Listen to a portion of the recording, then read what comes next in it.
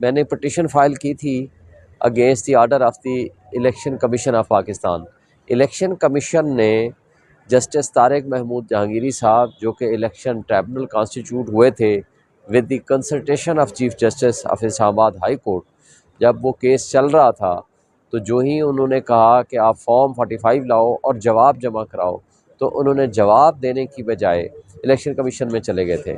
Election commission نے اس کو transfer کر دیا تھا۔ جب ہم نے اس کو چیلنج کیا بیفور دی ہائی کورٹ نے اس کو سیٹیسفائڈ کر کے دوبارہ ریمانڈ کر دیا تھا کہ ہمیں سننے کا موقع دیں، ہمیں آرگومنٹس ہمارے سنیں اور اس کے بعد اس کیس کو فیصلہ کریں۔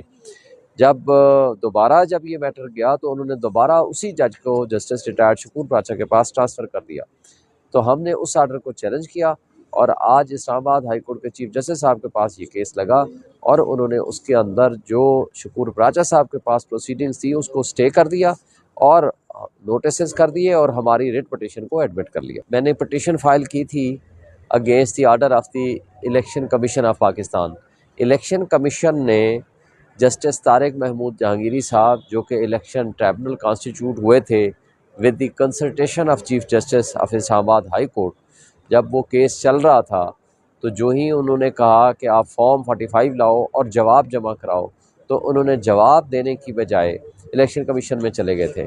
الیکشن کمیشن نے اس کو ٹرانسفر کر دیا تھا۔ جب ہم نے اس کو چیلنج کیا بیفور دی ہائی کورٹ نے اس کو سیٹیسفائڈ کر کے دوبارہ ریمانڈ کر دیا تھا کہ ہمیں سننے کا موقع دیں، ہمیں آرگومنٹس ہمارے سنیں اور اس کے بعد اس کیس کو فیصلہ کریں۔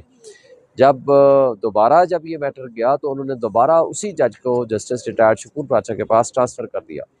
تو ہم نے اس آرڈر کو چیلنج کیا اور آج اسلام آباد ہائی کورٹ کے چیف جسٹس صاحب کے پاس یہ کیس لگا اور انہوں نے اس کے اندر جو شکور پراچا صاحب کے پاس پروسیڈنگز تھی اس کو سٹے کر دیا اور نوٹسز کر دیے اور ہماری ریٹ پٹیشن کو ایڈمٹ کر لیا۔